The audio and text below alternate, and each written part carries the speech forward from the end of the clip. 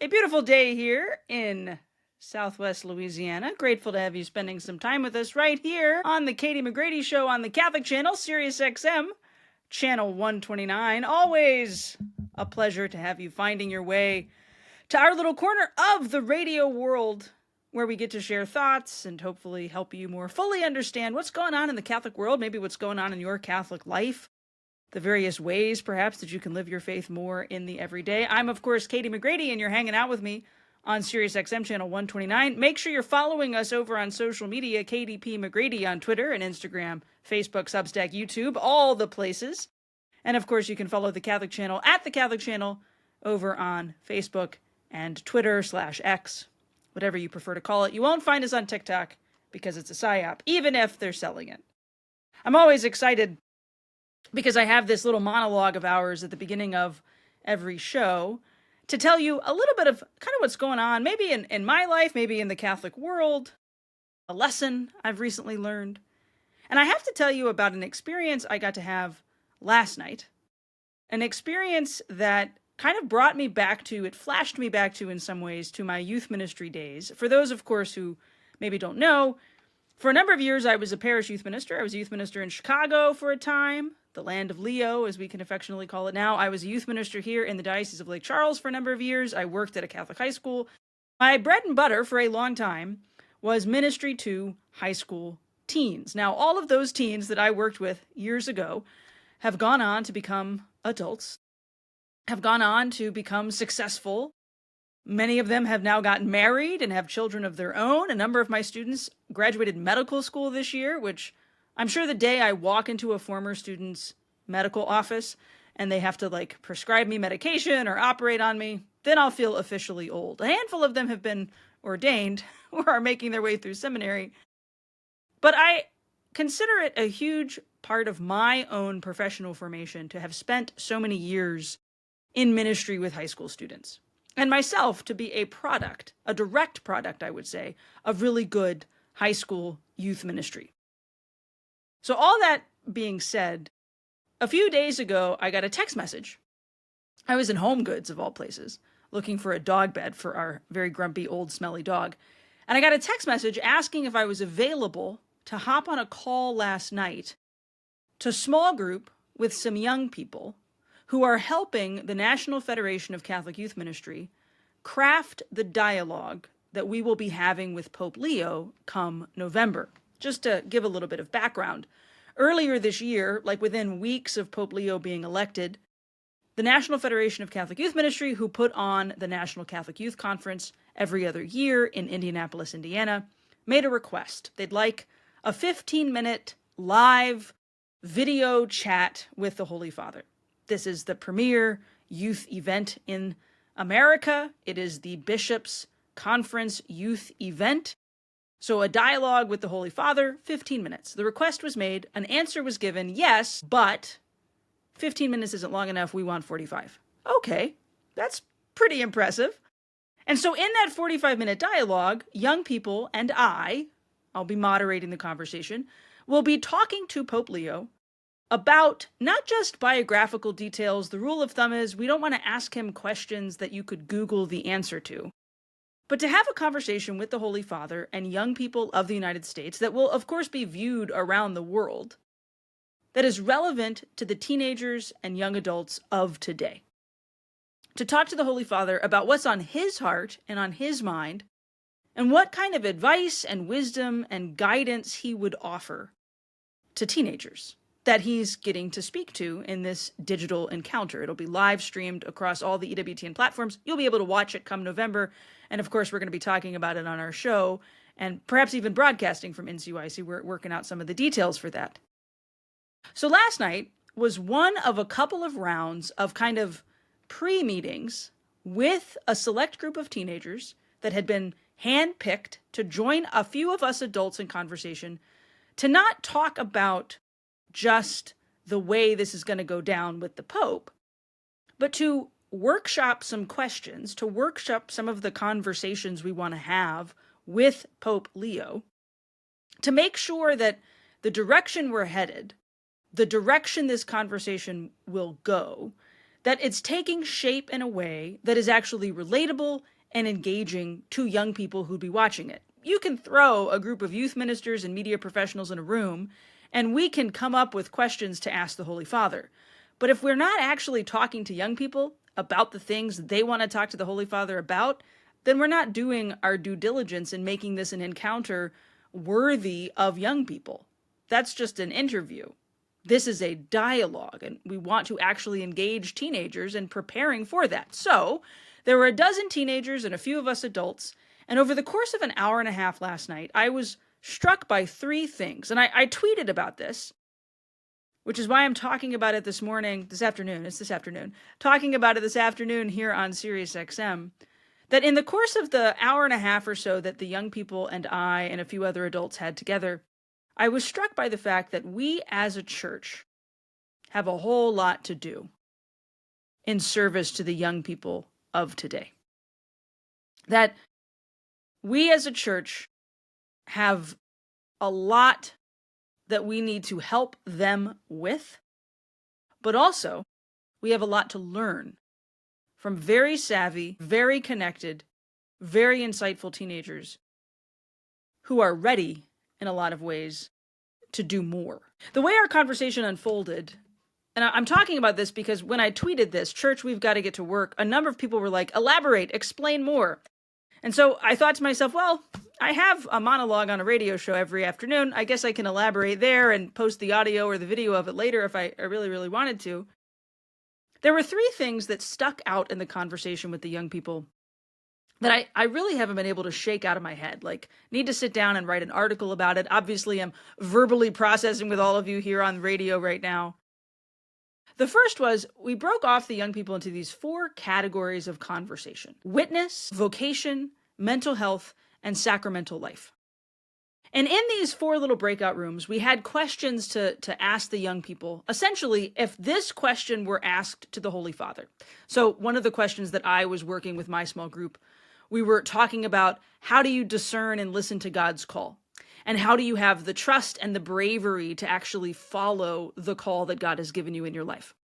So the point of our conversation was, take this question that we want to ask the Holy Father, take the question, pitch it to the young person and say, do you have an answer to this question? Do you have something to say about this particular topic? And listen to what they had to say. And if it resonated with them, if it was sparking conversation, okay, we're on the right track. If it was deer in the headlights, they have nothing to say, then we probably need to retool it. I had three young people in my room, all seniors in high school, a young woman from Iowa, a young man from Indiana, and a young man from Massachusetts, all with college plans. One wants to go to the Naval Academy, one wants to go to Notre Dame, one is already committed to going to Indiana University. And these young people impressed me to no end. I mean, I was taken back to those high school youth ministry days where I really cut my teeth. I was so remarkably impressed with how well-spoken and articulate and engaged and interested these young people were. Now, they're cream of the crop. They were hand-selected to come be a part of this dialogue in preparation for this greater conversation with the Pope. But as I was asking these questions to them, I was immediately reminded that when we give young people space to actually discuss and listen, and we shut up long enough to pay attention to what they say, and I say that just as much to myself as I say it to anybody who might be working with young people, when we actually give them room to process, they have some pretty wise and insightful things to say. They have some pretty impressive insights to offer. We were talking about identity. And how do you know? How do you come to find out? How do you understand who you really are? And in the course of our conversation, the first thing that came up, where all of the young people were just immediately nodding their heads and agreeing, and conversation was flowing, was that they immediately started identifying. And I feel like this is important for people to know. If you have teenagers in your life, if you're around young people, if you're just interested in what might be going on in Gen Z right now, or you've got, say, elementary and early middle school kids who are eventually going to be teenagers, right? The immediate thing that they all kind of started to latch onto was that they are completely and totally aware. I think maybe even more so than adults are. They are completely and totally aware that these things, these phones that we hold in our hands and our pockets that we're constantly tapping on and typing on and scrolling on, that they are really manipulative, that they are being manipulated, that social media is bombarding them with so much noise and constant distraction that it's really hard for them to figure out who they are, because they're constantly being told what they should be, who they should be, what they should like, what they should have, where they should go, what they should do. In this constant flood of content that they have to consume, it's hard to figure out who you are because there isn't time to be quiet, or because they've had these devices for so long that they don't really know how to break free from using them. At the same time, acknowledging that there's some really great resources and that those devices were what kept them connected to their peers during COVID. That these devices give them information that they wouldn't have been able to find otherwise. I was really touched. There was a young woman in one of my groups, and she said, "Yeah, I listened to your podcast." And on the one hand, I was like, why is this teenage girl listening to a 36-year-old millennial mom's podcast? But then I was like, well, because she found it because of the device, the same device that she herself admitted was sometimes really hard to break free from. I think sometimes, especially in this anxious generation conversation that is so frequently had, there's this assumption that young people don't realize how dangerous the tech can be.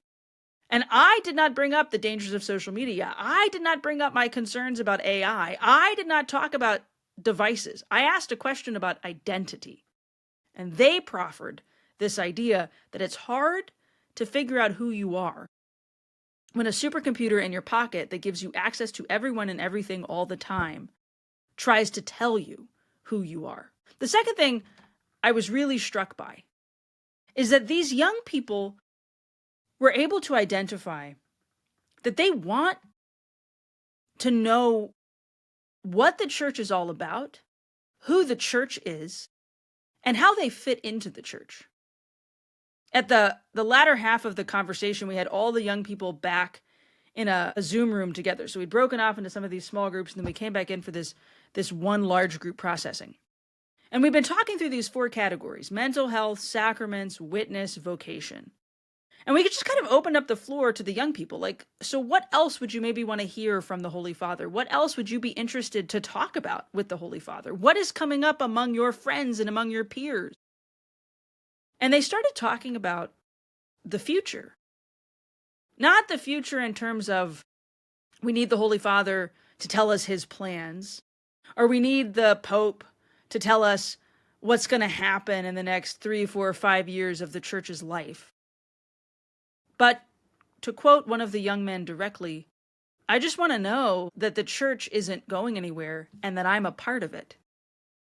And then another young woman in the group piped up, yeah, what kind of church is there going to be for my kids? This is a 17-year-old thinking about the future in a way that I didn't think young people today were considering. And in talking about the future, there was this third thing that emerged, this idea that young people today want to be seen. They don't just want to be heard. They don't just want to be acknowledged. They don't just want to feel like they're a cog in the machine. They want to be seen, they want to be known, they want to be loved, which is the desire of every human heart. And this is an ever ancient, ever new thing that we are constantly grappling with in our church's life, but they want to be seen. They want to be seen for who they are, even if sometimes it might be hard to figure out who they are. They want to be seen for the gifts and talents that they bring to the table and want to be fully invested. There was this really beautiful exchange between a few of the young people, and we adults at this point were just kind of sitting there observing, where one of the young women, she talked about, I have all these questions, I have all these struggles, I have all these problems, I go to the church, I want to talk to somebody about it, and I just feel like I'm being given boilerplate answers. I just feel like somebody's telling me, oh, well, this is what the church says. And she said, I care what the church says, but I also care what that person says. And want to know that they're going to help me, whether it's navigating some sort of mental health struggle or navigating some sort of drama among friends or figuring out how to pray. Now, I want to make 2 caveats in all of this. This was a pretty cream of the crop group of young people who had been hand-selected by diocesan leaders and youth ministers and campus ministers, young people that other adult leaders in the field of youth ministry knew would be engaged in the conversation. But I walked away from it. I went to go talk to my husband, who's a biology teacher, and I said, I was just so struck by how these young people were fully checked in. And they had opinions, and they had questions, and they had insights, and they even pushed back on a couple of things that the adults said because they wanted to make sure that we were fully understanding them. And I said, I think we've crossed the threshold of the flat-faced Gen Z, oh no, and have finally maybe crossed over into the Gen Z young person, the teenager of today who knows they've dulled their senses to the realities of the world. They've lost a sense of self because of all the nonsense that's been shoved in their face, and they want direction. They want a firm foundation. They desire to be seen, not by some institutional organization that just exists over there, but by Holy Mother Church, of which they feel a part, of which they feel like they want to find a home in. One young woman in my first little breakout group, I said, if you could hear the Holy Father say one thing, what would you want him to say? And that's kind of a big question, right? Like, the Holy Father in this dialogue is going to have 45 minutes to engage with and interact with teenagers, both on the stage, the few of us on the stage having the conversation, and the thousands more in the studio, in the stadium, and around the world watching. And if the Holy Father could say something directly to your heart, what would you want to hear him say? And she knew immediately. Without missing a beat, she said, I just want to know, like, when he chose it. Like, when did he trust God's call, and how did he trust it? How did he know to listen to what God was asking of him? And can he teach me how to be brave in accepting God's call in my own life? She was looking for encouragement. Now, praise the Lord, at the National Catholic Youth Conference, this first of its kind dialogue will be an opportunity and a chance for the Holy Father to offer that encouragement. But why do we have to wait for the Pope in 45 minutes on November the 21st to offer that encouragement to young people, when it is very evident and very clear that every young person needs the same thing from any adult, any leader of the church, any peer, any person associated with the faith that can offer that same encouragement, that can offer that same testimony? The most profound thing that I ever saw happen in my youth ministry program, and I'm not exaggerating when I say one of the most profound things I ever saw. We would, from time to time, on our Sunday Life Nights, have a little closing testimony from one of our core team members.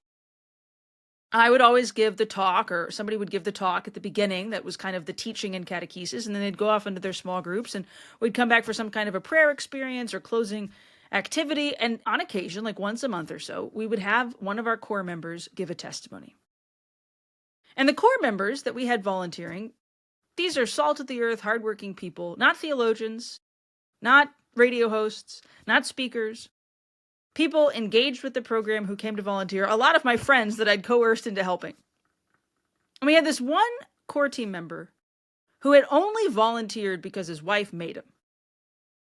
And he asked if he could come give a testimony. And so, our last testimony of the first semester that year, right before we were going to be taking our Christmas break, this core team member got up there and gave his 5-minute testimony. And it wasn't some earth-shattering, there was a crisis, there was a dramatic experience, there was a massive loss of faith. It wasn't this earth-shattering tale of the dramatic movement of God in his life. It was a beautiful witness to how God had helped him through a handful of normal struggles that many of us would probably face, had helped him come to realize that he mattered.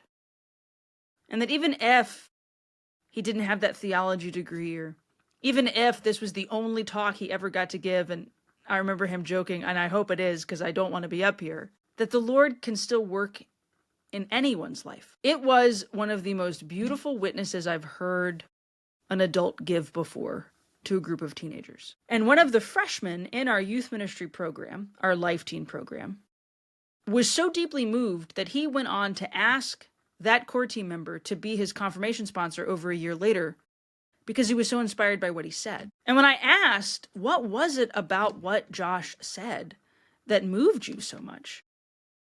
His answer was quite simple.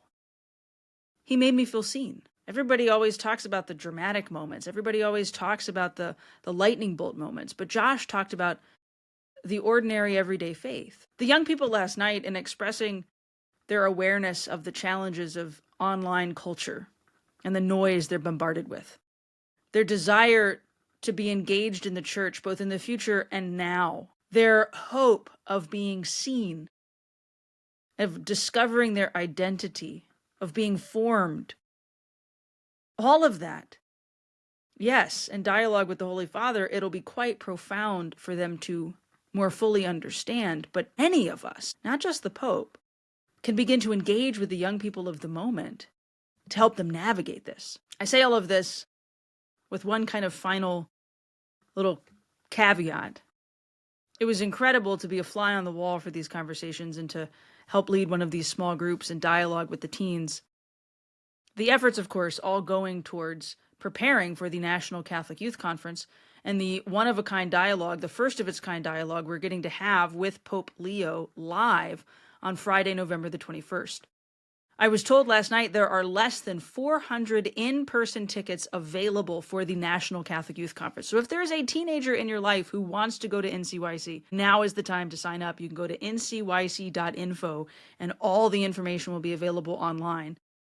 The conversation with Pope Leo on Friday, November 21st will be live streamed and broadcast around the world on EWTN. We will certainly make sure you know how you'll be able to listen to it and watch it and follow along, because it is a pretty remarkable thing that we're getting to do. And I want you to know that there is so much effort being put into the planning for this, especially with the young people who last night I was given hope for the generation of young people that we have today for the first time in a while, and was so deeply encouraged and challenged by what they had to say that I know it's convicted me in the way that I will engage Gen Z from now on. We're going to take a quick break and then come on back. A handful of important Catholic headlines to get to, including Pope Leo finally picked his replacement at the Dicastery of Bishops. We'll explain why a Napoli Italian archbishop will be taking the helm of the Dicastery for Bishops and what that says about Pope Leo in just a few moments. So stick around for more of the Katie McGrady Show right here on the Catholic Channel, Sirius XM, channel 129.